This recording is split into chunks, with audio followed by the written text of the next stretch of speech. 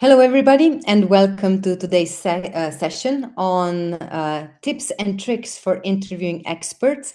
Now, experts are seen as the main actors for knowledge generation in our society, and this kind of interviewing is still very important. It's quite at the central of social and political research.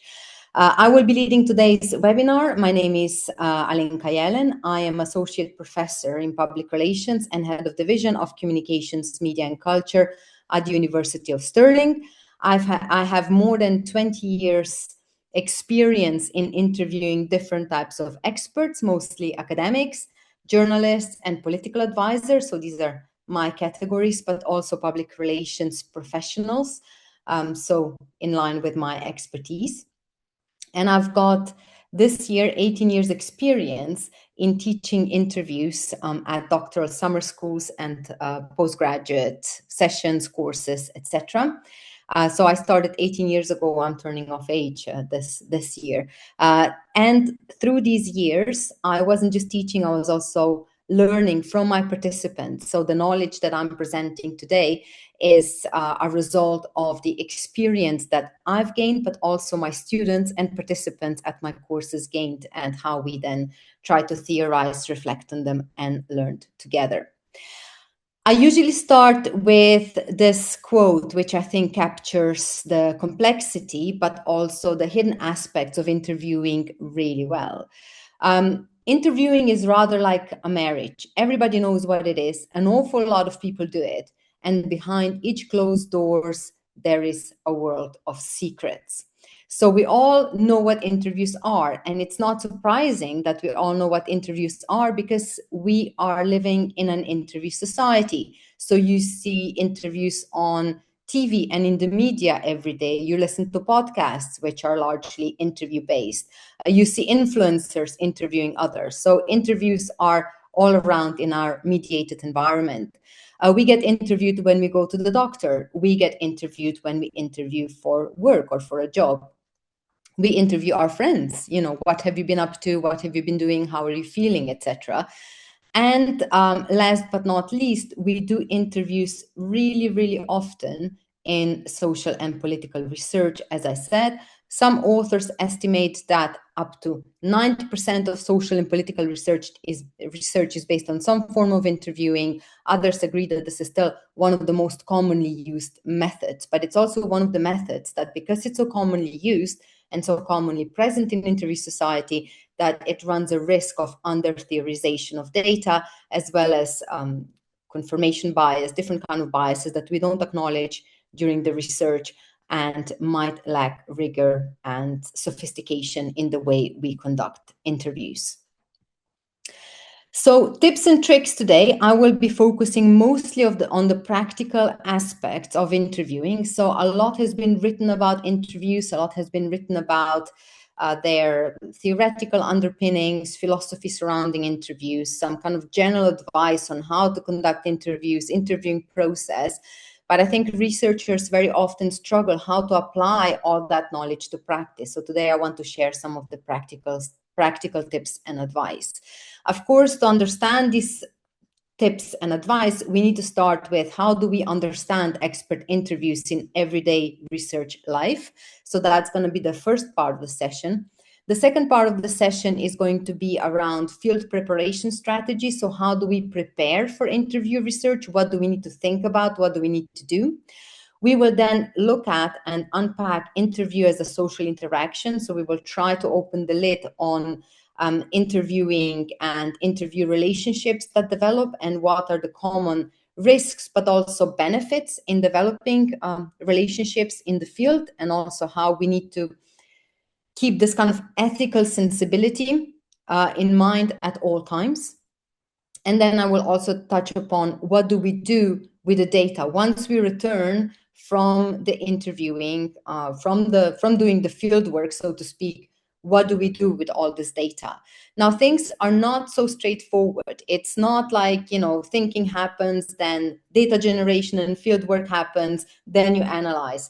Everything is really interlinked. Thinking about your interviews, designing your interviews is already the first step in your data analysis, because you're already thinking, what is it that I'm going to ask? what is important for my research, what is my research focus. And you're already identifying analytical categories. So you're already thinking not just about analytical categories, but you're also thinking about, what is it that you're going to consider as important and what are going to be the key aspects of your analysis. So these kind of phases are very fluid, and they are kind of interacting and overlapping with one another. So it's not like one ends and the other one begins. Okay, so the same happens then when we do the data generation. Once we are in the field, what happens in the field very much intersects already with the analysis, but also maybe going back, rethinking your focus, rethinking what is it that you're going to ask, how the relationships develop will again determine previous and further steps. So I just want to indicate that these stages are not very clear-cut, isolated, or separated from one another. They pretty much intersect and interact throughout the research process. So let's start with thinking and understanding interviews. So first of all, let's ask a question. What is expert interview? Very simplistically defined, expert interview is interview with experts as key actors in knowledge generation. An interview is defined as interchange of views between a researcher and an expert conversing about a theme of mutual interest. It's also described as conversation with a purpose. So we will have a purposeful conversation with someone who is an expert in a certain field. And it's also very systematic communicative work. What we're trying to do is we're trying to access knowledge that is not widely accessible or known, people's views, attitudes, experience, opinions. And in expert interviews, we're mostly trying to understand either technical knowledge, so that is knowledge that deals with certain procedures, certain terminology, phenomena in professional life, in people's professional lives, routines, competencies, etc. So that is the technical knowledge. Then we've got process-related knowledge, which is about how are things done around here? So how do we do things? And then interpretative, evaluative knowledge, which deals with everyday working theories. So what are the theories that we shape in our professional lives? Why do I keep on going back to kind of professional spheres? Because when we're interviewing experts, we will rarely interview them about their personal lives. What we're interviewing them about is their professional knowledge, competencies, and professional life. So their jobs, their work, what they do, what their expertise is, why they're doing things in a certain way, and trying to get knowledge that is not available in public documents, in policy documents, in books. And this is the exciting part of expert interviewing.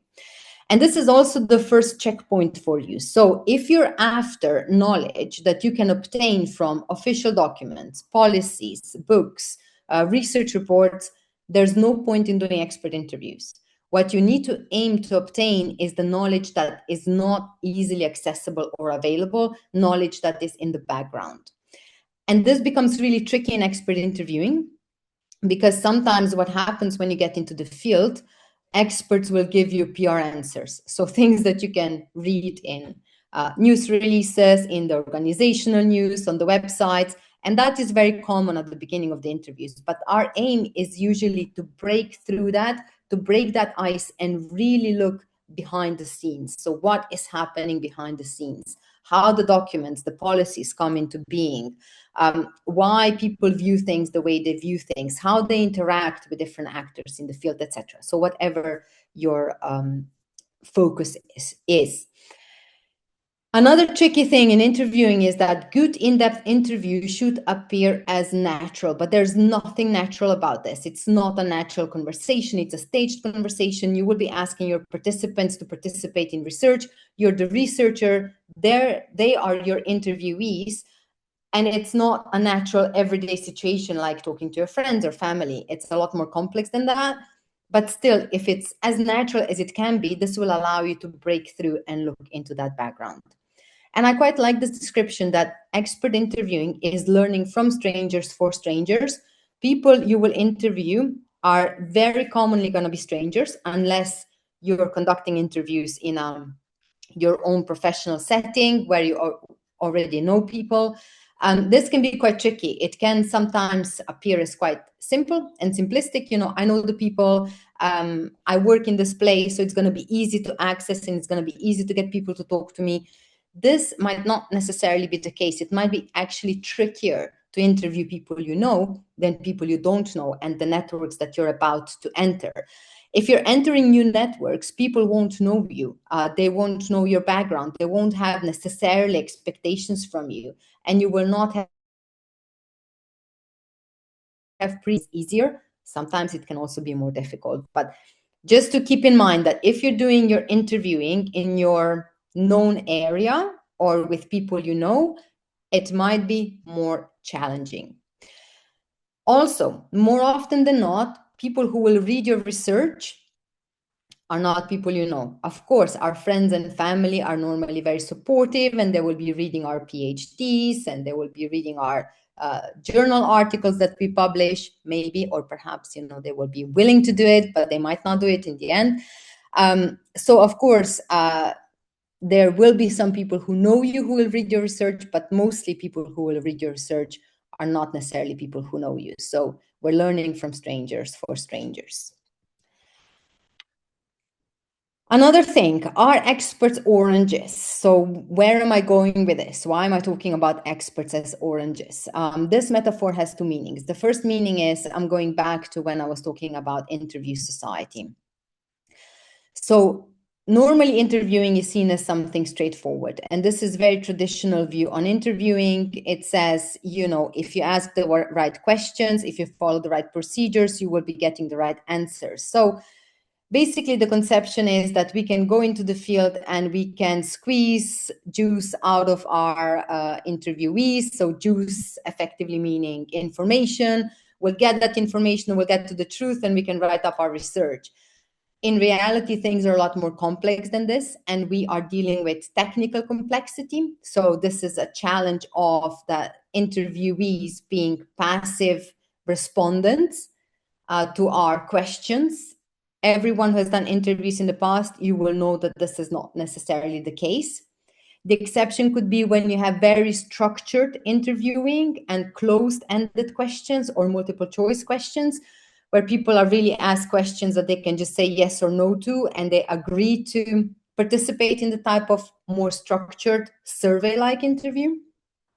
But as soon as you've got more open-ended conversational interview, things get a lot more complex because they are active participants. They can actively choose what to say and what not to say, how they will say things as well, what kind of truth they will communicate to you. So there's this kind of challenges with perception that interviews are straightforward and that we can just squeeze information out of people and the truth will be pouring out of them. We are active participants. We as researchers are active, our participants are active, and they are deciding what they're saying and what they're not saying. And this will depend on positionality, on the mood, on the context, and also this kind of relationship that we establish with them. So all of these factors are really important in interviewing. You can't control all of them, but you need to be mindful of them because they can strengthen or jeopardize your research. And also this kind of context provides very important explanation for the type of answers we're getting and the type of data we're generating.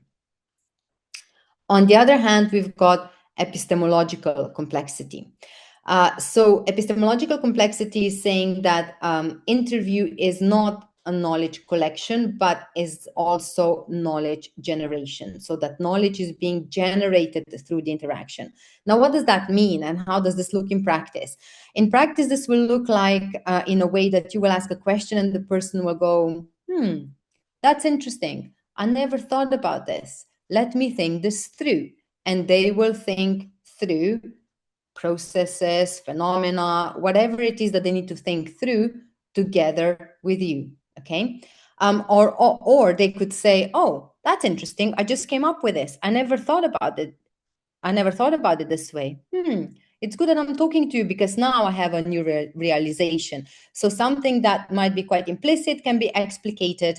And this is why we're talking about knowledge generation and these kind of epistemological challenges to how knowledge is being generated. The other meaning of experts as oranges also deals with ethics. That's why on this picture on purpose, I left these kind of squeezed oranges there, just kind of abandoned in the background.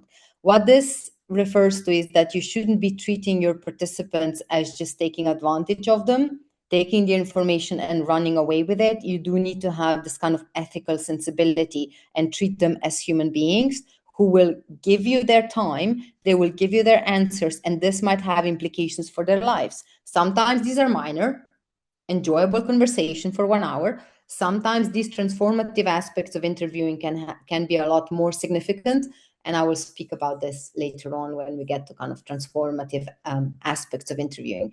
But basically, you shouldn't be treating them as oranges, looking for better, juicier techniques to squeeze the information out of them, but you have to be mindful of treating your participants with dignity, respect, and that you are influencing their lives just by being present in the field.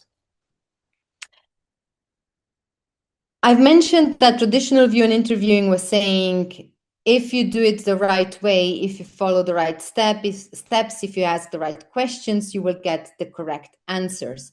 It's not about right or wrongs, but it is about your baggage. What do I mean by baggage? Is that you will need to think about your philosophical standpoint. So what is your paradigm? What is your worldview as a researcher? Because that will affect your purpose and your research questions and the type of interviews that you will be doing. It will influence how you treat ethics and politics in your research. So in terms of ethical treatment of participants, what kind of permissions you need to gain, but also politics in terms of politics of evidence. So what counts as evidence? In some disciplines or in some areas, only hard evidence or numbers count. In other areas, only testimonials or people's stories count. So what serves as evidence? It's quite debatable, and those debates are very lively in methodological literature. I'm giving you extremes, so obviously there's a lot of nuances in between, but just as examples. Your philosophical standpoint will also influence the strategy and design of inquiry, what kind of methods you will be using. Obviously, today we're talking about expert interviews, but also expert interviews can have different shapes and forms. This will influence how you treat your data, how you manage your data, how you analyze it, how you interpret it, and how we're judging quality of your research. There's a lot of theoretical debates around these concepts, so I won't go too much in details, but I just wanted to show you how important it is that you take that time at the beginning of your interview research and think about, who am I as a researcher? What do I believe about the social world? How do we get to know the social world? How do we get to this kind of expert knowledge? And what does this mean for my research? Because it will profoundly influence your research. Fuji separates between two different understandings in interview research, really simplistic and on the opposite side of the spectrum, if you wish. So I do understand that there's a lot of nuances in between, but for today's purpose, it's quite useful to separate between these two very different positions. So positivist understanding is closer to that traditional model that I've mentioned a few times already. So quite straightforward practice. You ask the questions, your respondents will answer them. And I'm using the word respondent here on purpose because we are more looking for responses to the preset questions rather than mutual generation of knowledge during the interview situation. In this paradigm, there is a belief that social world can be objectively knowable with the right techniques, with the right questions, and the truth is out there to be discovered. The interview has more of a form of interrogation rather than conversation, and data shouldn't be dependent on relationships or social interactions. Basically, we should get the same answers every time we ask the same questions. Objectivity and impartiality are really important, and there is the right way to do things. Now, in expert interviewing, we're more often on the other side of the spectrum, more towards interpretivist understanding and more towards postmodern and constructivist model, which is saying that social phenomena depend on meanings. Even what is an expert or who is an expert, what is an expertise and who is an expert might differ from different points of view. This tradition is looking at data emerging dynamically throughout the research process, and this data is contextualized, so within certain context. We need to learn how to make sense of this data through the interaction and this kind of reflexivity, acknowledgement of your positionality, beliefs, values, even biases is encouraged and necessary for high quality research. So this paradigm is closer to the metaphor of dancing together. I'm not sure how many of you have danced Argentine tango or any other dance for that matter, but Argentine tango offers a really good metaphor for what we mean when we're talking about more democratic, participatory, interpretive practices in interviewing. So in Argentine tango, traditionally, men lead, women follow. This is what you will hear, or this is the kind of the popular perception of tango. So whatever the man does, the woman needs to follow. If she doesn't follow, she's a bad dancer. If he doesn't lead appropriately, then he's a bad dancer. If you really look at tango dancing, and if you want to do more sophisticated figures, by the way, tango dancing, Argentine tango, is improvised dance. It's not learned dance. It can be learned, but mostly it is improvised dance, and that's why the dance itself is so challenging.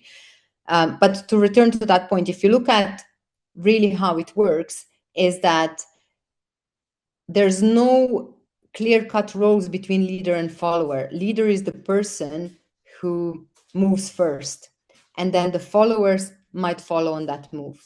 And if the follower doesn't follow on that move, it's not leaders or followers' fault, but they need to both participate in the construction of dance for it to work. If not, the moves are way too complex to kind of just do it with one person leading and the other person following. So it needs to be co-constructed, and the leader would propose a move.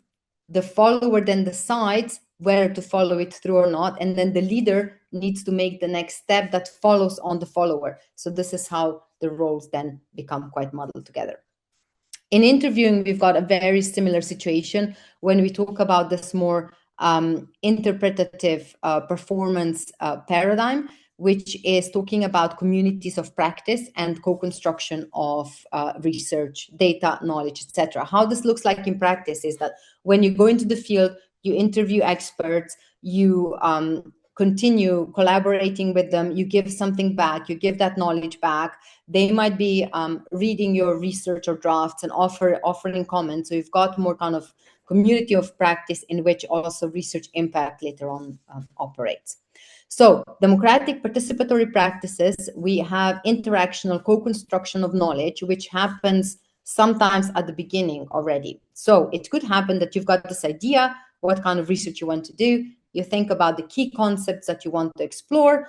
You start contacting your experts, and one of them might say to you, but that's nonsense. This is not how we do things. Or, you know, you're not thinking about certain other aspects that are really important. You're not considering this and that and the other. And at that stage, they might start already influencing your research. Before the interview situation actually begins, they might be already directing you and influencing how you're framing your research.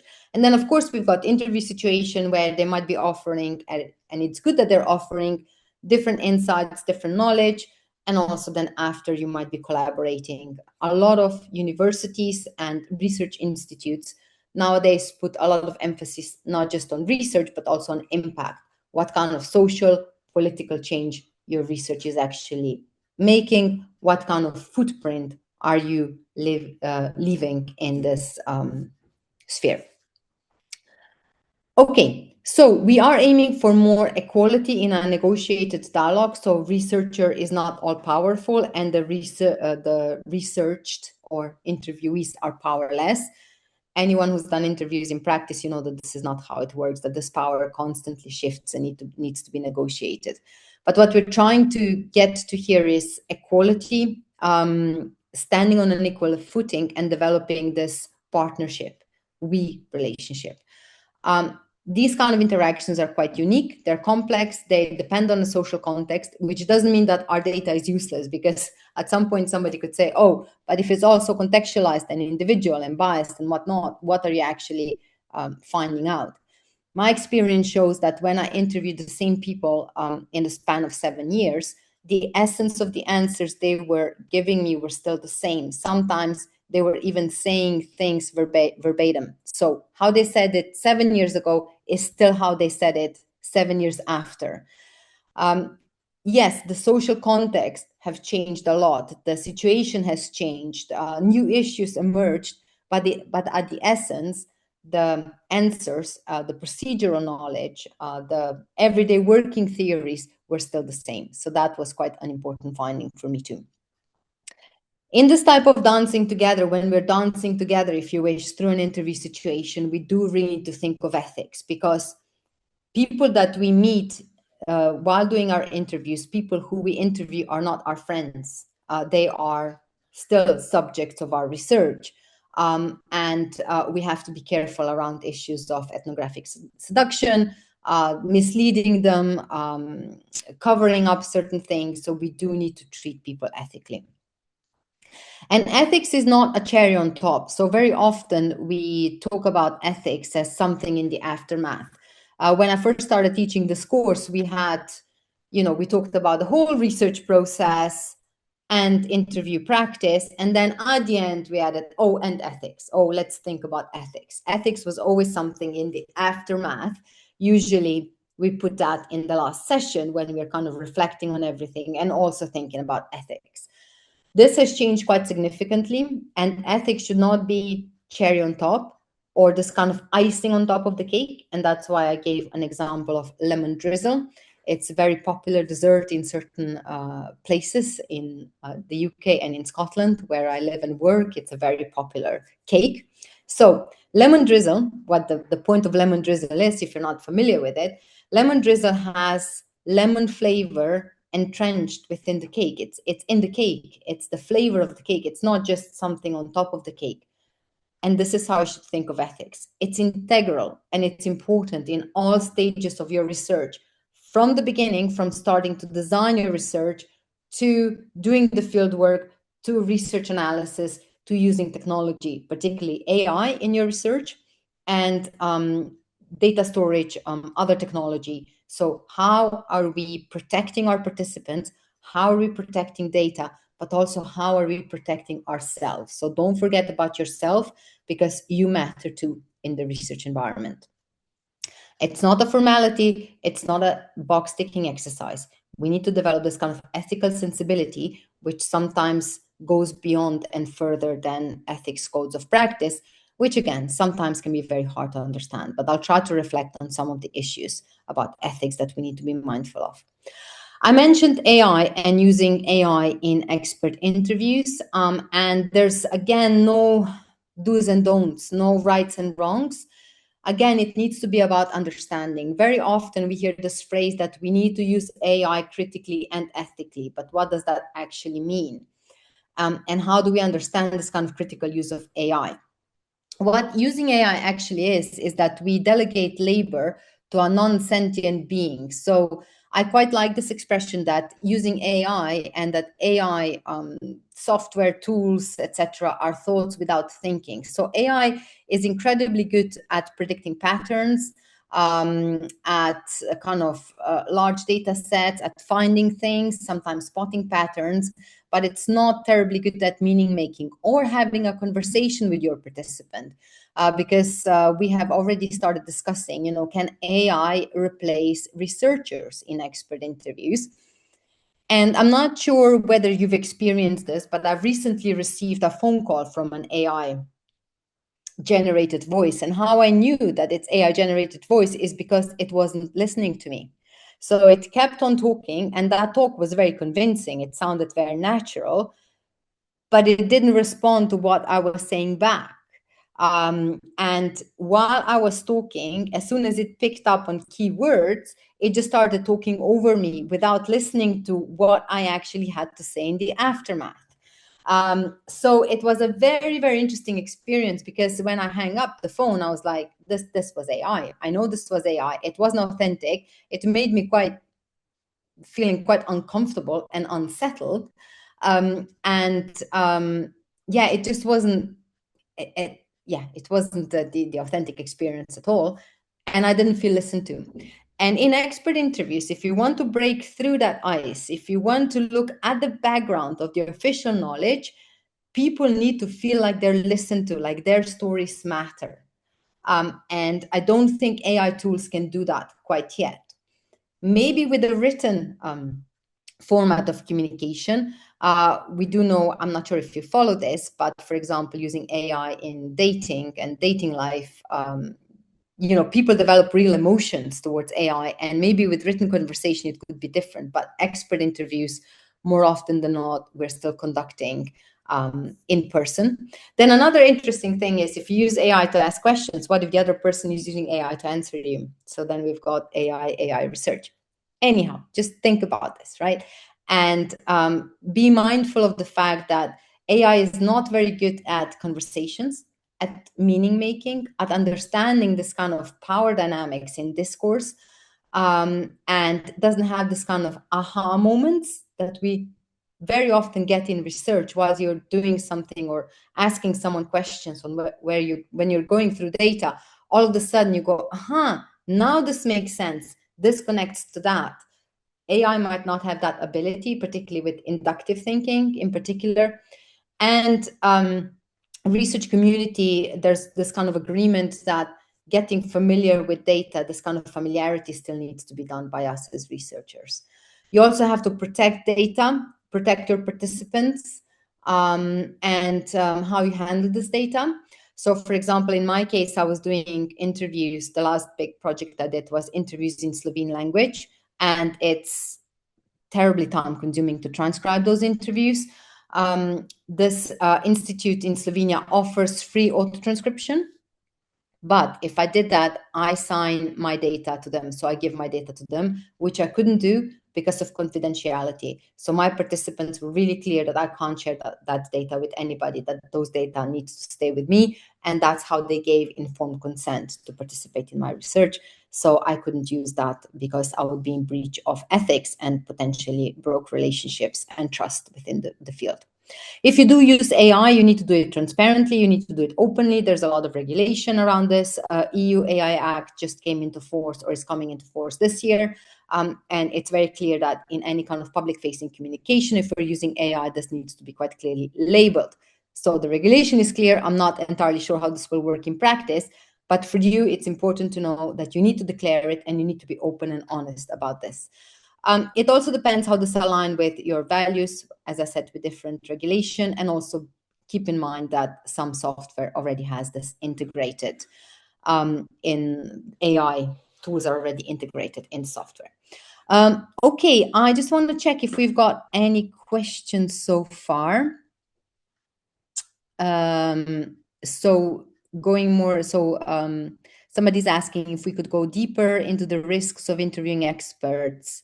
And apart from positive aspects like trust and access, what are the downsides? Okay, I will do that in the next section. So hopefully I'll shed a light a little bit more into how you interview experts. So that's the second part now, dealing with data generation. Okay, when we're preparing for the interview, one of the key aspects for you is to define who your experts are. So how are we selecting them? How are we getting to them?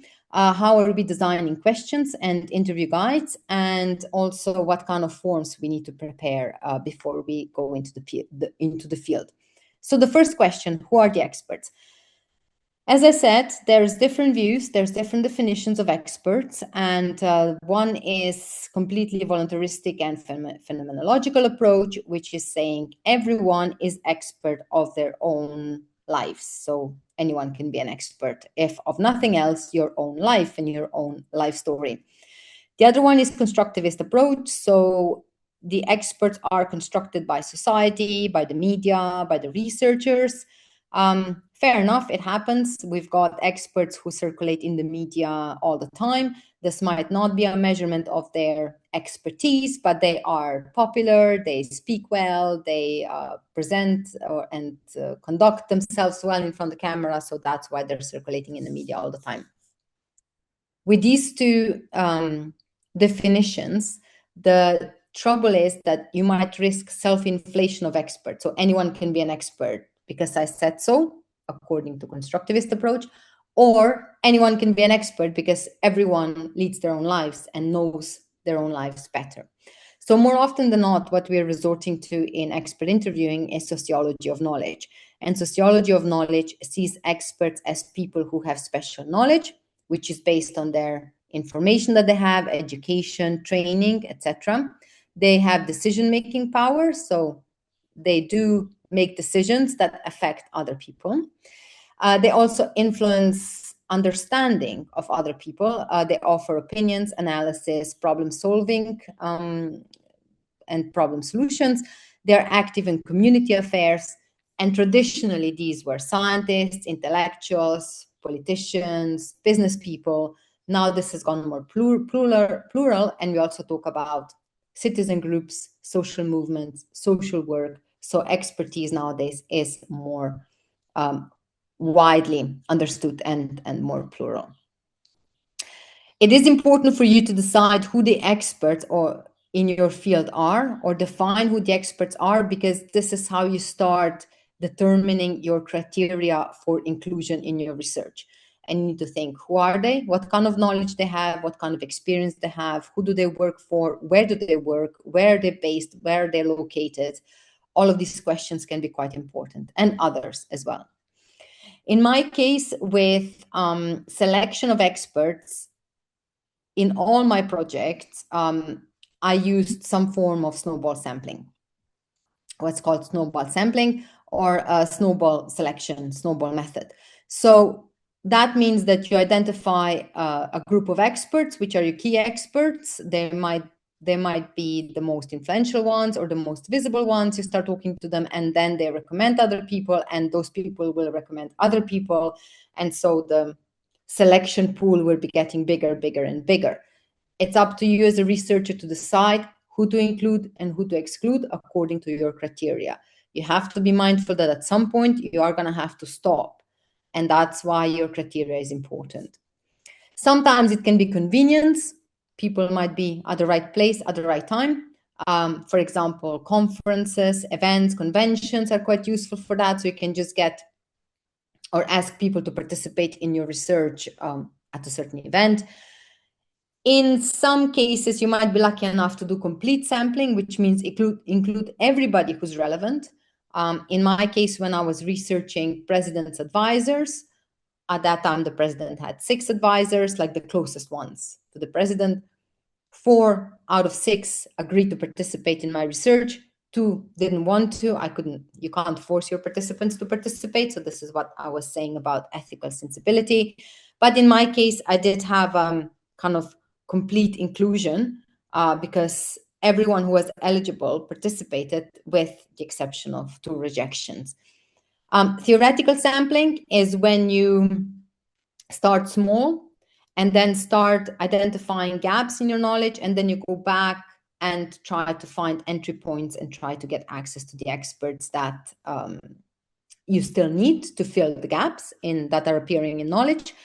And external selection is when you've got primary focus. So in my case, president's advisors, but I would be quite interested to know what former advisors think. So people who used to work for the president, they don't work for him anymore. It was a him at that time. Now, it might be different gender identity, but at the time when I was doing my research, it was a him. So people who used to work for him, and they are no longer the core of my selection pool. However, they might offer useful perspectives on their past experience or how they view current phenomena. So this is when we talk about external inclusion. How many is the $1 million question? The answer is justifiably enough. That's why it's important that you identify who the experts are and why they are included in your research, and what does this mean. Did you reach symbolic representation? That means, is everyone who's important included in your research?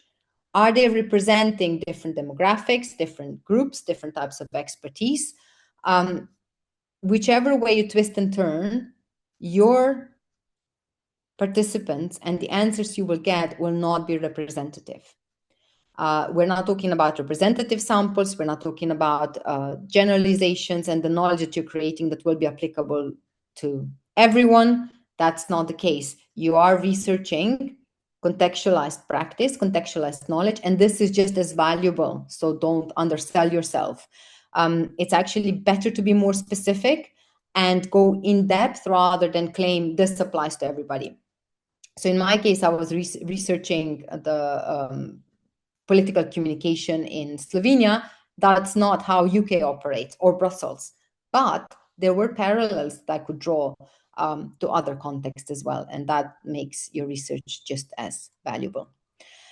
Okay, gaining access. So how do we gain access to the field? This can be really, really challenging. And yes, you can prepare, but experts can be very close networks. The more powerful they are, the more elite they are, the harder it might be to get in.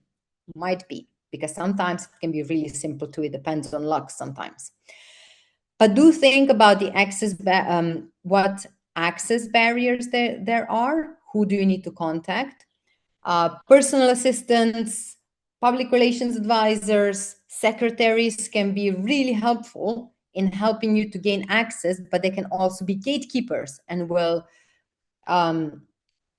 protect the people they work for from you and from you gaining access. So think about that and how you can go around this.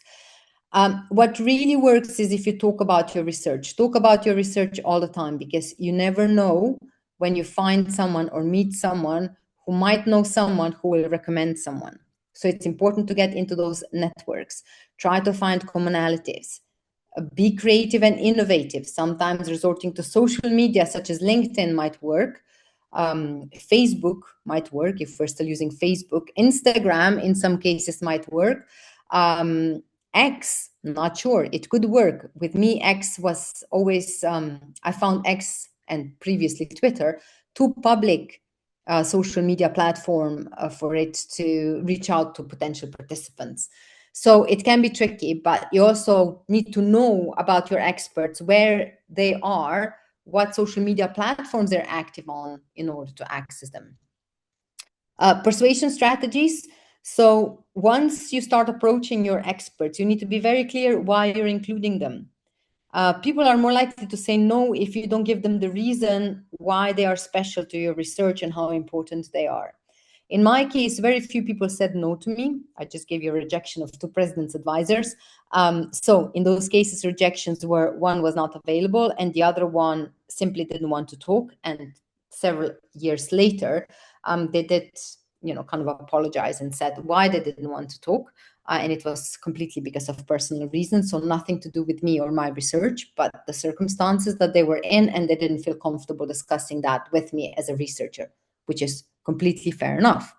But it usually works if you tell people, I would really like you to participate in this research. You're one of the key experts in this area. And what I would like to ask is the following. I normally don't send them questions in advance. There's a few reasons for this. One reason is that with this more kind of interpretivist approach to interviewing, there's no set questions in advance. I usually have themes that I would like to explore and would like to have a conversation with them. So I would give them an overview of the themes, which is in this initial contact when you ask them to participate, and also explain to them that this is a conversation that, I'll be very keen to hear their points of view. So you kind of outline, I would like to talk to you because you are an expert in this field and I would like to discuss with you X, Y, and Z aspects of your work. So that normally works, but you do need to indicate to people why they're important. One of my participants once said to me, the only reason I said yes is because you flattered me a little bit at the beginning and offered an opportunity for me to engage in a reflection and intellectual conversation. And to me, that was really a big compliment. And it was nice to hear that that kind of flattery, but not empty flattery, really flattery in terms of, you've been working in this field for 20 years, and I'm really interested to hear your experience about X, Y, and Z. So really make it relevant to her, that normally works. But also, why would people participate? Sometimes we want to be kind and help researchers. Other times we might have psychological or social motives. So have an informed stranger to talk to and have this space for intellectual dialogue. Sometimes the motives can be completely instrumental, which means that we will have access to the new data, not just about us, but maybe also about our competitors or people that we work with. And sometimes also reputation. So some organizations or individuals participating in your research might put it on their website that they participated in a research project such and such. So they're standing out, and it might be good for their reputation. Just to be clear, if you keep your interviews confidential, you cannot disclose who you interviewed. But if people talk and make that known, that's not in your domain, right? That's not, if they want to talk to each other, and they will talk to each other and say that they were in your research, that's up to your participants. Of course, it then poses questions for confidentiality, but that's a different matter. Right, we need to also think about interview questions and themes that we want to cover, as well as what kind of forms we need to prepare. So normally in expert interviews, as I already mentioned, we might not have all the questions determined in advance, but we want to capture participants' view, and we will most often resort to interview or topic guide, which is almost like a memory aid. It's a checklist of topics, issues, aims. So what is it that we want to talk about and cover in the interview? We as individual researchers, we differ. Some people like quite scripted guides with very clearly identified and defined questions in advance. And some people like to just have mind maps or bullet points, whatever works for you, but try not to be too prescriptive, because then you end up reading the questions and not really listening to what's happening during the interview. This kind of approach will allow you to remain flexible, and that you will be mitigating your confirmation bias in a sense, so that you're not finding out what you expect to find out, that you're really trying to open up your mind and open up your questions and open up the interview for the unforeseen developments.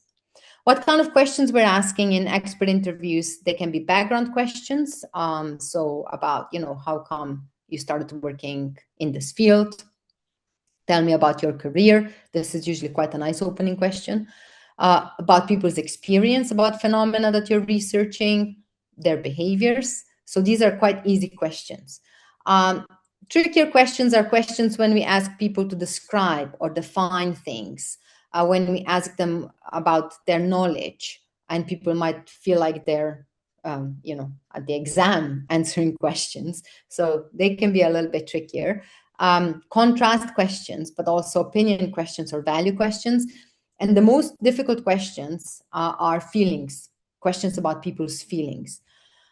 In expert interviews, we might not often use feelings question, but they might come up when you try to get people's opinion about certain outcomes. How do you feel about this policy? How did you feel through the process? When we did this interview once in class with real life expert, they were asking him quite a lot of feelings question. It was just the type of students that they were interested in their feelings. And the person at some point said, "Oh, this feels like almost like a therapy now. I'm not in a therapy session. I'm here to share my knowledge." So the participant was quite uncomfortable with the feelings questions, which was not surprising. When you're thinking about sequence, in what sequence we need to ask those questions, I kind of indicated at the previous slide that, the background questions are usually more on the surface, descriptive questions more kind of in the middle, feelings questions are when we're really at a deeper level of interacting with our participants. And if you look at the interview situation, it starts on the surface, it goes a little bit in depth, and then at the end, you bring the participant back to the surface, to the level of everyday interaction. Now, in practice, this kind of deeper level will not always stay that deep, right? The phone might ring, like it happened to me earlier, and it disrupted my presentation and it disrupted my depth of talking. And similar can happen in an interview situation. You might be conversing with a participant and all of a sudden somebody comes along and says hello, or the phone rings, or all of a sudden they get a bit conscious that they're sharing too much or oversharing, and they might go back to the surface. But generally, we are at the deeper level of conversation during the interview situation. So what does that mean is that every interview needs to start with, or most of the interviews, what I would recommend, they need to start with easy questions. Background, experience, career path, those are usually questions that are quite unthreatening and get people to open up and to talk. If you start with very difficult questions, such as, what do you think of such and such politics? It might be a bit like, whoa, where is this coming from? So the participant might be caught a little bit off guard. So it's always good to try easing into the interview, start easy, then go into more in depth, ask probing questions or more difficult questions. This is also the place when we're checking for veracity of the statements. I gave you an example of interview with the doctor. When we go to the doctor and we're being asked about our habits and behaviors, we sometimes beautify the truth. The same is in the interview. There's the stranger asking us questions. Of course, we're going to try to come across as really professional, correct, very knowledgeable, even though we might not be. And these kind of layers of insecurities or the flaws or weaknesses that we have might start reoccurring later on in the interview situation. And this is also when you can check veracity. In my case, for example, several journalists were talking about how important it is to have personal relationships with your sources of information. And none of them said that at the beginning of the interview. At the beginning of the interview, everyone was talking about, we're so professional, we've got official channels of communication. So all of that was the beginning of the story. But the more I was talking to them, the more this kind of personal connections, relationships, knowing each other from school days were becoming an important part too. And it wasn't up to me to judge, but it was up to me to shed a light on this and how important this kind of personal connections are.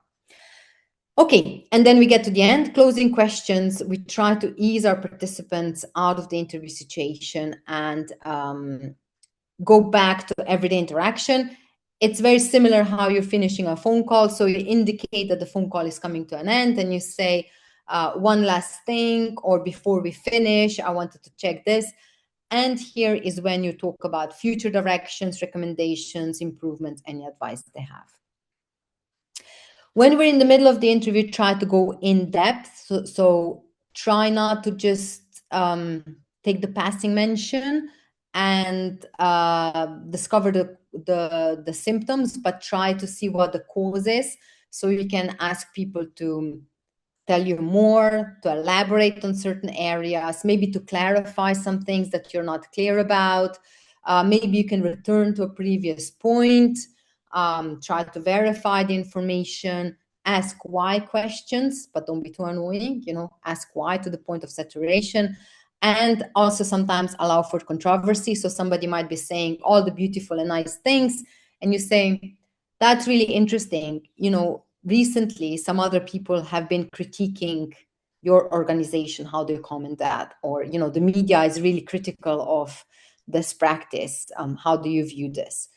And if you do this, sometimes you can get really enlightening answers.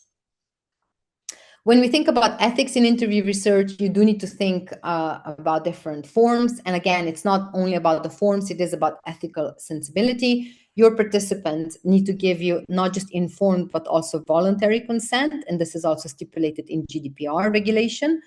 You need to prepare a consent form, which you and your participants sign, but also you need to protect yourself and your participants, and many institutions will ask you to do the risk assessment form as well. Again, these are integral to your research. They're not just forms to tick the boxes, just so you keep that in mind. Okay, so we've prepared for the field. Now we're going into the social interaction. And in-depth expert interviews are sometimes quite intense interactions, very similar to quite intimate conversations that we might have with friends, family, or people we know, but with a very different ending. Normally, we will part ways, or we will still be in contact, but more in a professional capacity.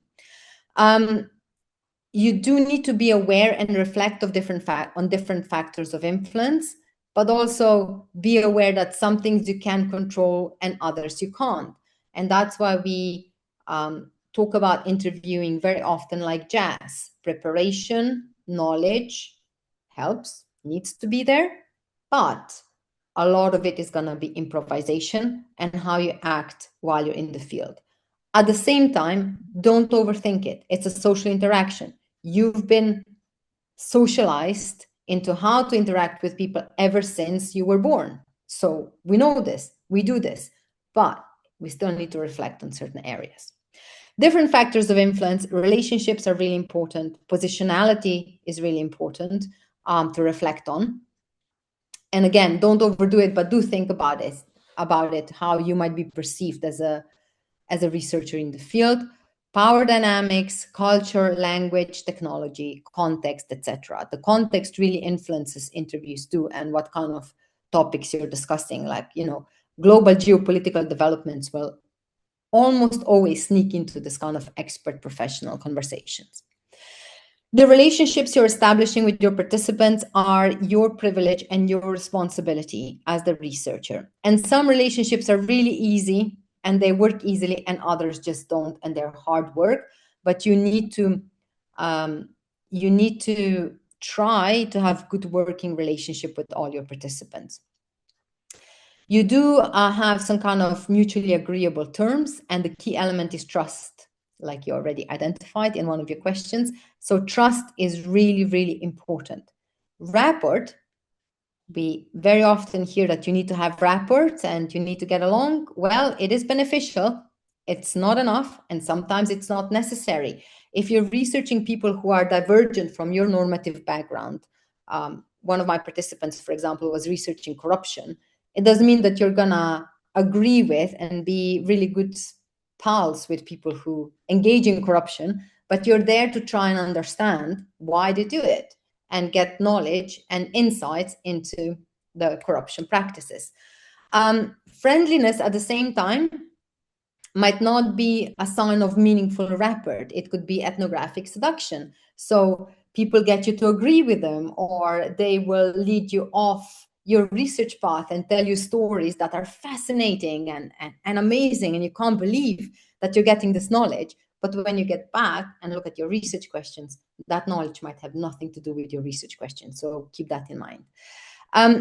If you're researching sensitive areas and sensitive issues, you might need to establish a bond with your participant and meet them more often. In one of my projects, when I was researching the influence of gender in public relations, some participants found that really sensitive, so they asked to meet with me before the interview and after the interview. So more than one meeting was necessary for me to kind of discuss things with them. The most interesting thing about this was that sometimes I got more valuable data and insights before the interview, but that was not part of the interview, so I couldn't use that data. You can only use what you get in the interview, but of course you've got background knowledge which you can't unlearn. Key aspects of good working relationship, I mentioned that you need to, this is your responsibility. So try to be interested, pay attention. Listening is super important, and this is where AI robots on the other side who want to talk to people still fail. They don't know how to listen. But it's not just about listening, it's also hearing, tuning in, comprehending, not thinking about the next question, but really trying to hear what the people are saying. Amazing what listening does also in relationships, in our personal relationships. Concerned attitude, patience, respect and dignity, and also respecting rights and boundaries of our participants. Sometimes they won't be able to tell us stuff, or they can't tell us things because of their confidentiality, sensitive areas, any kind of requirements, organizational requirements. So we do need to respect that and not push them into telling us things that they can't tell us. And also, what are you giving back to the field? This is the key question. What are you giving back to them? What are they like as participants? And I think here we're getting close to these kind of risks of interviewing experts. They normally do enjoy the interview more than some other participants. Sometimes they can be quite isolated in their position of power and knowledge. They are or might be often quite known public figures that are under scrutiny all the time. So people are critiquing them, taking their opinions, tearing them apart, or praising them. And having this kind of space for confidential intellectual conversation, if you're keeping them confidential, if you're not disclosing their names, might be really useful for them as kind of the space to be free to talk and also talk about their vulnerabilities and insecurities. They do tend to test others. So sometimes they might be testing you and your knowledge and your credibility and your expertise.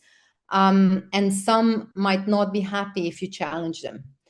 And sometimes they might even end the interview if they feel like you're challenging them and you're not to the point, or if they get upset or unnerved about your questions. So normally they don't like to being resisted or told that they're wrong or being told what to do, which doesn't mean that you shouldn't be asking critical questions, but there is a way of asking critical questions, not to be too threatening. So just keep in mind that during the interview, you're setting the agenda, but the participant can decide whether they will follow it or not. Be mindful of questions that are closed, the questions that are leading, and questions that are quite open. Allow people time to reply, so try not to jump in, even though the person is quiet. Silence can be sometimes a sign of thinking. Don't jump around, so just kind of jump from one area to the other. Really try to listen and then follow up. This is how people feel like this is a conversation rather than interrogation or a test. Try to find opportunities for probing questions. Avoid hostage syndrome, which means that being humbly grateful and over grateful for their time and really agreeing with them and going, oh, yeah, oh, this is amazing. Oh, this is awesome. That can be quite annoying sometimes. So just keep that in mind. Should you offer your opinion if they ask for it? That, again, will depend on your position.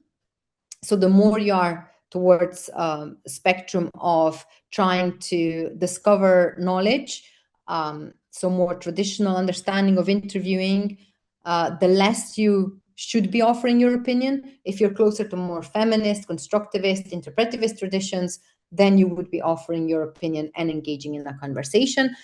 In my case, what I try to do is I try to avoid offering my opinion until I hear their opinion. And sometimes I diplomatically talk myself out of it by saying, I really want to know what you think, or I've never thought about this. It would be interesting to hear your view, and then engage in a conversation towards the end of the interview when I feel like I heard their story, or not at all. It just depends on the situation. Sometimes they might be anxious and get suspicious of you. It's like, why are you asking me this? Who set you up for this? And you just need to reassure them what this research is about. Sometimes they might have emotional reactions and breakdowns. It doesn't happen often in expert interviews. It's more often in kind of ordinary people interviews, if you're talking about sensitive issues in particular. But it can happen also with experts, and just make sure that you stay calm and composed and show empathy. And if people need to end the interview, you need to end the interview. But also be kind to yourself. Sometimes when we do the interview, we are kind of like, oh, what an idiot. Why did I ask this? Why didn't I ask something else? Or, oh, I rushed in, or I jumped to another area. Try not to. During the interview situation, the show must go on. You can reflect on all of this later. It also depends how your participants will see you. They might see you as equal expert or co-expert from another area. And in this case, you're likely to have really this kind of intellectual conversation. They might see you as a person who doesn't have a clue. And in this case, they will tend to lecture you. They might see you as an authority, in which case they might be hiding critical information because they feel a bit intimidated by your presence. So in those cases, it is important to reassure them that you really want to hear their story and that they are the experts. So you do need to empower participants if you want to achieve this kind of equality and dialogue. Sometimes accomplice, so if you're interviewing friends or people you know, to me, those are the most difficult interviews, because you step out of this kind of friendship or colleague zone into artificial interview zone, and it can be a bit of harder work than you think. Or they might see you as a potential critic, in which case the breakdown of the relationship is highly likely.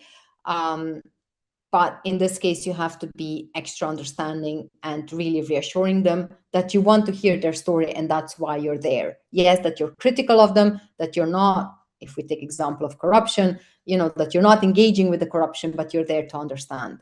It's very tricky also if you're researching this kind of normative divergent backgrounds or people who are in conflict with law, because you might be obliged to report certain illegal practices. So just keep that in mind. Hopefully you won't have many of that. It's constant balancing act. You're an insider and outsider, subordinate and sounding board, sympathizer and a critic, a therapist and a spy, academic and a confidant.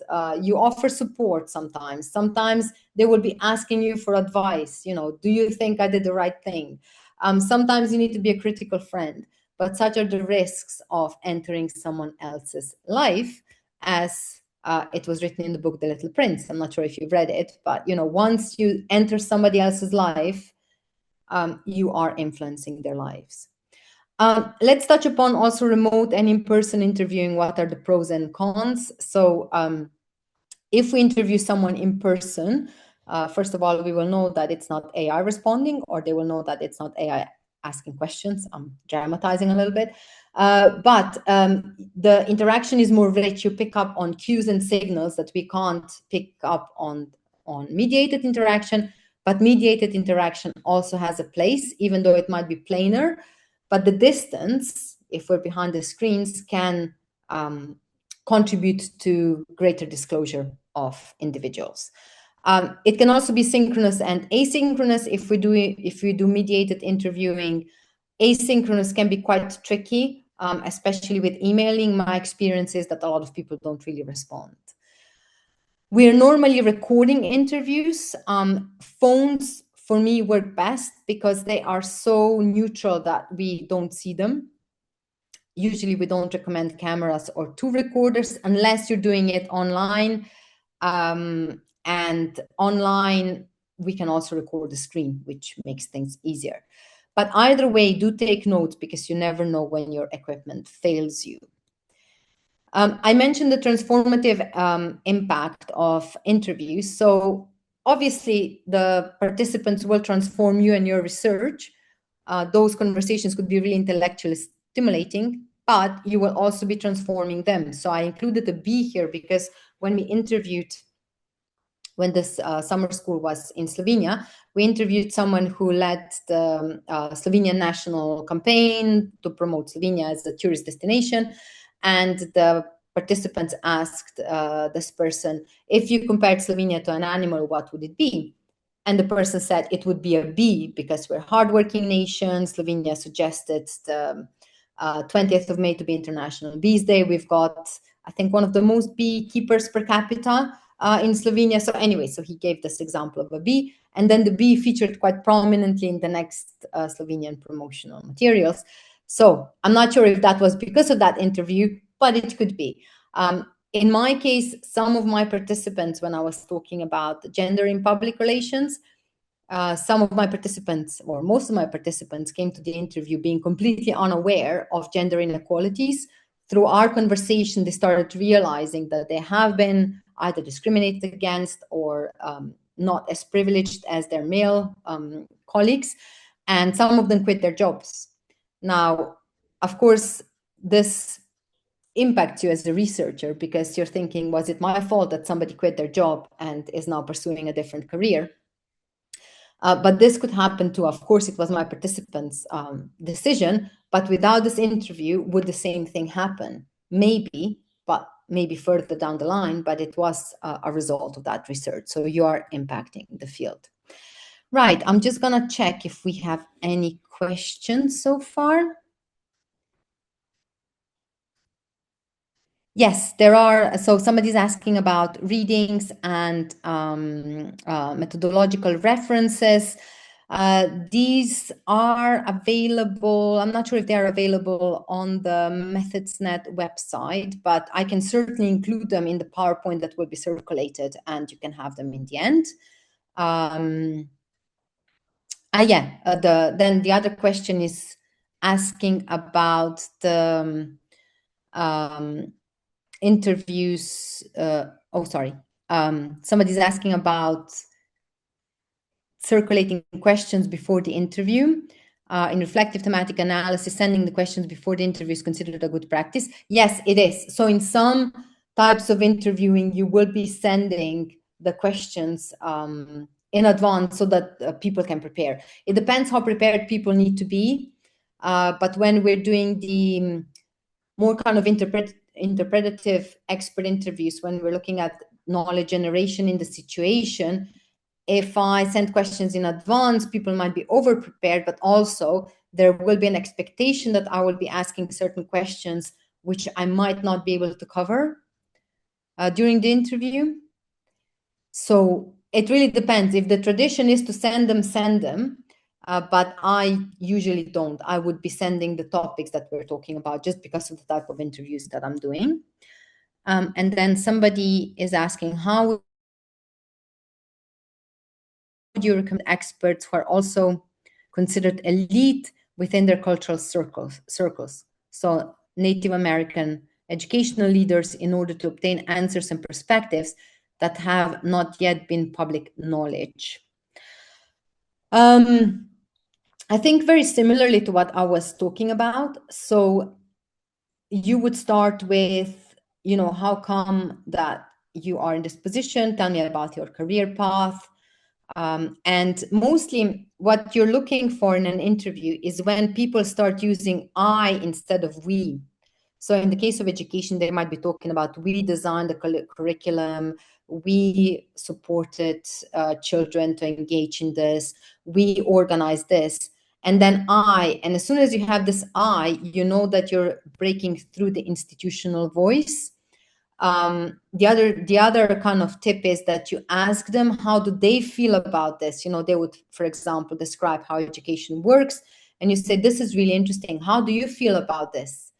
And also with Native American educational leaders, if you're an outsider, if you're not one of them, they will be looking at you as an outsider, which can go two ways. Either they can be suspicious of you, in which case you need to reassure them and empower them and tell them that you're there to really hear their story because this is fascinating. Or they might try to legitimize their practices and be really open and talkative about things. But I would say really look for this I opener, not I as I, but the first person opener. That always helps. And if you try to ask people, how do you evaluate this? Or how did you view this? Or what was your role in this? How would you evaluate this? Or give them permission for controversy. Some of other people are critiquing your education because of that. What is your comment, or how do you respond to them? And then another question, do you have any suggestion about interview process if we plan using CDA as analytical tool to address our interview data? Yes, in CDA, interviewer is known as co-producer of the text. Yes, this is this kind of knowledge generation. And in CDA in particular, everything is important. It is more about looking at what's not being said as much as what is being said, what power relations are implied in what is being said. Is the language gendered? That's another area. How, I don't know, race, power relations, ethnicity, how all that plays role. Who is defined as us and others? And in your case, with the transcription, it's really important to have very detailed transcription, and that the researcher themselves is really in control of the transcribing an analysis process, because you as a researcher, you have been there, you lived through it, you picked up on the meanings that somebody who wasn't there didn't necessarily. And it's really paying attention to the whole suite of things, not just kind of superficial. I don't mean simplistic, but it's not about more descriptive knowledge, but it really is trying to peel the statements into what is this person actually saying. Sometimes we can't do this in the field. Sometimes you reflect on it after, or might go back to the interviewee and clarify certain things. But yeah, it is very, very important, particularly in terms of data management and how you're handling data. And then the other question, can you give tips tips to interviews that support process tracing? Also, how many questions you suggest to have in an interview? Another $1 billion question, how many questions to have in an interview? It really depends. You need to cover the grounds that you need to cover. If you do process tracing, my understanding is you would be doing interviews maybe more than once, or try to get person to remember certain things. And if you try to go to the memory, you always need to know that we've got very selective memory or very selective recall of certain parts of the process. And you will always have to verify and corroborate your interview findings with the actual happenings or the actual process as it is recorded. But it's very useful to perhaps talk to people either while the processes are ongoing or later on about their kind of individual perceptions and views. How many questions? It really depends. Normally, if you've got reasonably talkative participant, in half an hour you can cover maybe 7. In 1 hour, if you cover 14, 15 might be quite a lot. But again, it's not about numbers. If you've got a person who's not talkative, you can have also, I don't know, 30 questions in half an hour. Justifiably enough, again, in your case, and make sure that you cover things you want to cover. How findings from CDA can be made useful in real-world settings, such as education, media, or policy. That's a difficult one. So critical discourse analysis, many answers how this is useful. I just have a student who's doing CDA on political discourses. And one of the things is really that the impact this could have is increasing media and political communication literacy. So what is actually being meant when certain terms are used, how certain expressions can other, how language makes a difference, and how language can impact our social understanding, not just understanding, but also concepts that deal with identity, that deal with power relations, how it can perpetuate or challenge power.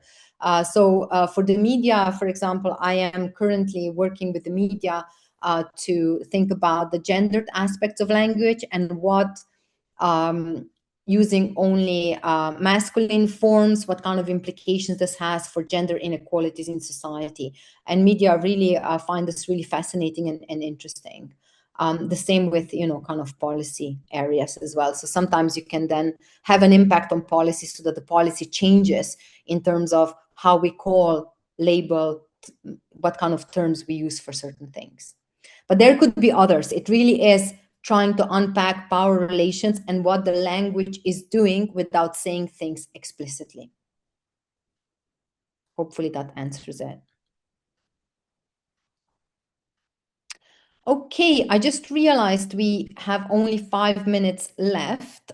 So I'm happy to stay on if you've got any more questions. So I just want to kind of talk to you through what do we do with the data? Once we come back from the field, the most ignored requirement of good in-depth qualitative research is what do we do with data? How do we handle what comes as data? And normally we've got a lot of data. Nowadays with the computers, we lost the sense how much data we actually have, because it's all in our little computer box or on the online cloud. But if you try to print everything out, you would see that you're dealing with really a mountain of data that's not really straightforward to interpret, to analyze, and it's endlessly creative and interpretive practice. It's head-wrecking, it gets messy, but it is really enjoyable when you get to the aha moments. One of the key aspects in interviewing is still transcription. Also, the researchers will tell you the most tedious part. And this is where we usually look for either transcription services, AI, auto-transcribe, or finding the shortcuts that would help us with this. And there's no right or wrong way. Also, do you fully transcribe the interview? Do you just transcribe what you think are relevant aspects? How detailed to be? It will depend on your approach. For CDA, you will need to transcribe everything because meanings will emerge later on, and you need to have all the details to kind of see the bigger picture eventually. It will also depend on ethics. Can you share your data with transcription services or use certain auto-transcribe software, but also be pragmatic and practical.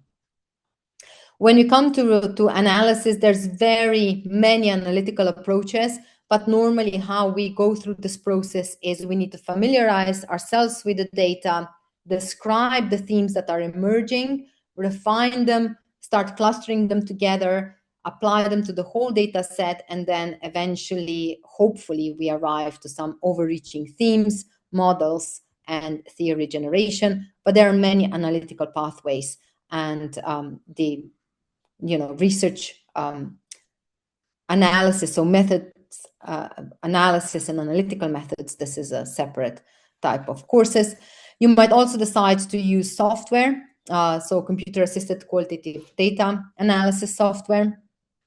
It is very useful in terms of coding, retrieving data, analyzing data, building models and theories. Several of them have AI integrated in them. The only thing I would say about software, try to know the software before you use it. And it's not a magic wand. The number of times I read academic journal articles that said, we used NVivo such and such, and therefore our research is valid and reliable. No, software doesn't make your research any more valid or reliable. It is your tool, and you need to understand the research process still.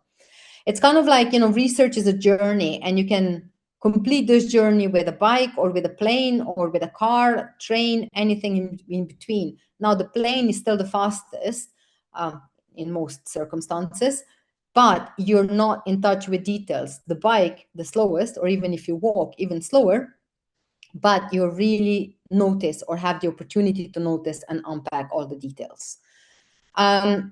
In expert interview research, we also need to pay attention to rigor, to methodological and theoretical rigor, that our conclusions are trustworthy and supported with evidence, that they are credible, and that we talk about transferability of our findings. So to what extent they transfer. So in terms of Native American educators in a certain geographical areas, the findings can only be applicable to that area, and they could be super important because nobody has ever researched this, and nobody kind of shed to light the understanding of practices and good practices and success in education. And some of this, or maybe all of it, could be applicable to other settings.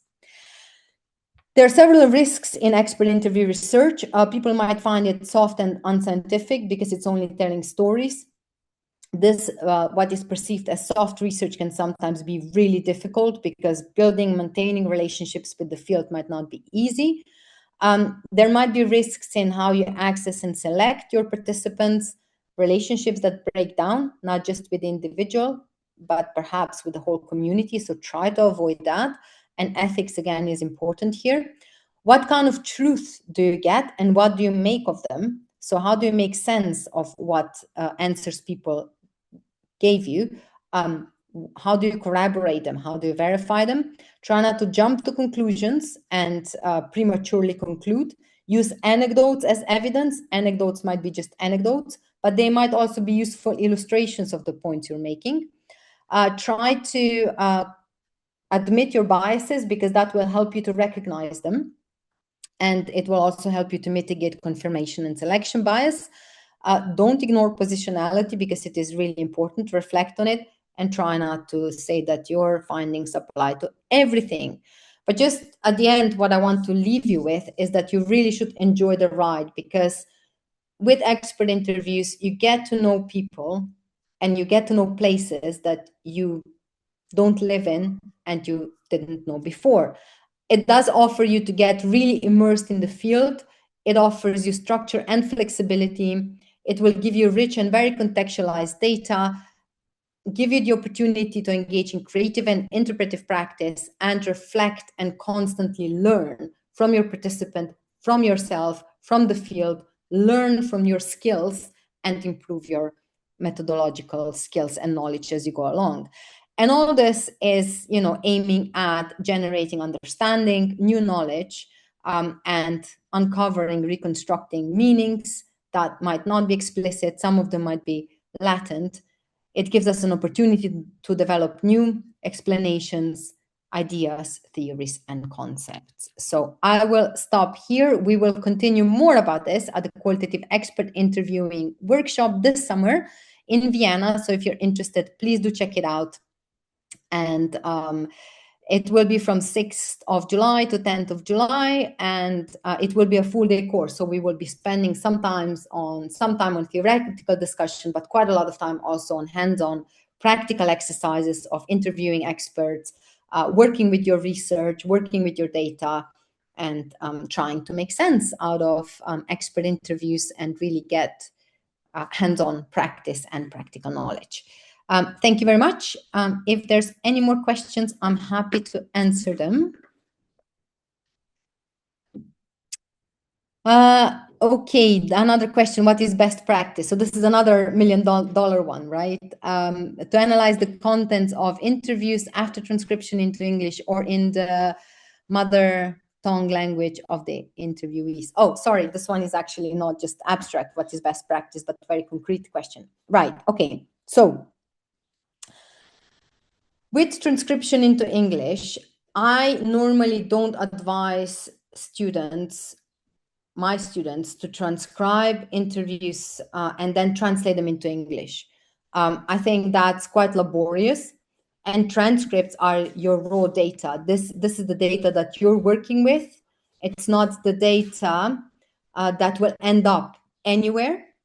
Yes, you have to show it maybe to your supervisors, or you need to upload it in certain repositories to show that you really did the research, but the data doesn't really go beyond that. So what I normally advise them is to analyze data in mother tongue language, and then if you have competencies, obviously, and then only translate into English the parts that you will be including verbatim in the final work, if that work is in English. Now, if you don't have the competencies, then obviously you will have to pay for translation and translate, but you need to keep in mind that with the translation, you are already losing meanings. What happens with me if I'm doing interviews in a different language to how I'm analyzing them is that during the analysis, I will already kind of analyze in mother tongue or start with that, but then I might start adding English concepts just because I work in the English speaking environment, and my vocabulary and my thinking and conceptualization of the answers works better in English. So it could be a mixture of this, but again, analysis is your own process. How you construct the key concepts and codes and notes, that is your own process, as long as you explain it very clearly. But I would say, unless you're required to do so, translating transcriptions into English, it's a bit of a waste of time. It doesn't really add much because that's your raw data. I do think it's better to leave transcription in the mother tongue, because otherwise you start losing certain meanings too soon, especially if you're doing things like CDA, because for some words we might not have English translation. And if we do translate it, it might have very different meaning in the context. So I would say just keep it in the mother tongue and start translating as late in the process as possible or needed. And even when you translate it, what we often see is that people still use the English translation, but might still be using the original expressions, especially if they can't be translated into English. I'm gonna stop sharing the screen now. I hope this was useful or gave you a taste and flavor of how expert interviews work and some practical tips and advice. As I said, there's a lot more, and it does depend on your research. So in a way, it's quite challenging to have kind of an open session like this, because I know that many of you are coming from very, very different backgrounds. And again, I'm going to go back to that interview baggage. So what is your paradigmatic position? That will really influence how you do research. Interviews are tools, methods are tools. We can use them in many different ways, but we need to know why we're using them in a certain way and what the consequences and the impact is. So thank you very much for taking your time and be with us today. And if you've got any other questions, you can either get in touch. You will get the slides, and I will include some references in those slides so you can engage in further reading. Good luck with your research, good luck with your project, and thank you very much.